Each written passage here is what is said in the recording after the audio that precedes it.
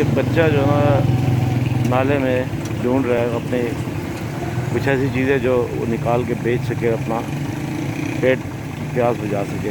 یہ غربت پاکستان کی، یہ شہر راولپنڈی شہر میں یہ حالات ہے۔ آپ دیکھ سکتے ہیں کہ یہ بچہ نالے کے اندر سے گند نکال کے اپنے روزگار کی تلاش میں۔